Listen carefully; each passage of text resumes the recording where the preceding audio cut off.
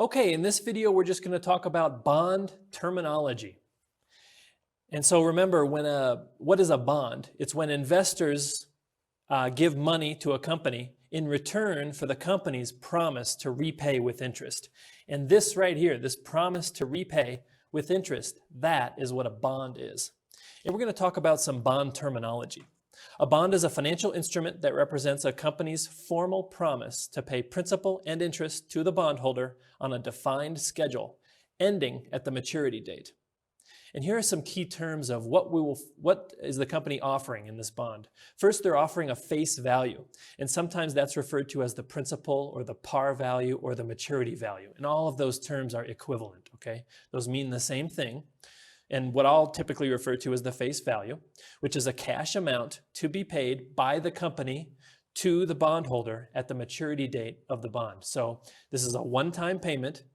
It's paid at the maturity date from the company to the investor, and it's usually a large sum of money, a lump sum payment at the end of the bond. Something else you'll find in the bond contract is a coupon rate. This can also be called a stated rate or a contract rate.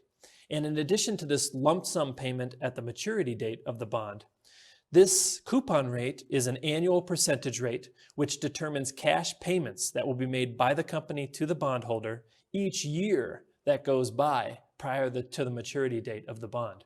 So the company is offering face value payment, which is a large payment at the maturity date, as well as coupon payments along the way. And so this is and you can see I have it inside this shaded area, meaning these are the terms of the contract that the company is offering. So these are determined by the company. The company can put any legal provisions they want to within this contract. And now let me show you an example of one of these contracts, okay? So this is by a company, this is an old bond, okay? This was in 1952, was the maturity date of this bond. And this was a company called 15 Park Row Corporation. It's a 20-year bond, and it says 1,000. You probably can't see it, but right on the face of this bond, it says 1,000.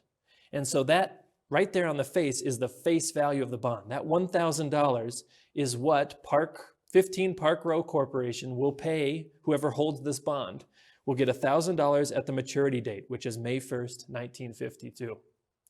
Now, the other thing you'll find in this contract is the coupon rate. And back in the olden days, so this was 1952, the olden days, they actually had coupons. And so you can see all these little squares in here, and there's one little dangling here. These are all coupons, okay? And back in the olden days, what a bondholder would do is they would wait until the right time, and when the time came, they would rip off one of these coupons and mail it into the company. And then the company would mail the coupon payment to the bondholder. And so you can see over time, each time it became due, the bondholder would submit a coupon and receive their coupon payment. So if you were to invest in this bond, you'd receive $1,000 at the maturity date of the bond, and you would receive a specified amount of coupon payments each period during the bond's term. And these coupon payments are for $20 each. So each time you send in a coupon, you get $20 coupon payment. Okay, so those are the terms that the company decides on. Those are the terms of the bond. There are some more terms which happen externally. So these are things that the investor is deciding on. The first, and quite important for the accounting for a bond, is the effective rate or the effective interest rate. And sometimes we'll call that the market rate as well. That's, again, it's an annual percentage rate, just like the coupon rate is.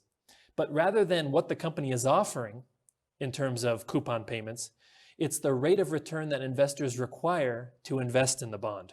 So the company is offering a coupon rate, and that's all well and good, but investors get to dictate their required rate of return to invest in the bond. And that's what we call the effective rate. And finally, investors will use that effective rate to determine the present value. And the present value is just the discounted present value of the future cash flows of the bond using the effective interest rate as the interest rate for discounting. And so it's the price investors will be willing to pay for the bond at issuance. It's equal to the present value of the bond's cash flows using the effective interest rate as the discount rate. And that has just been an overview of the terminology for a bond.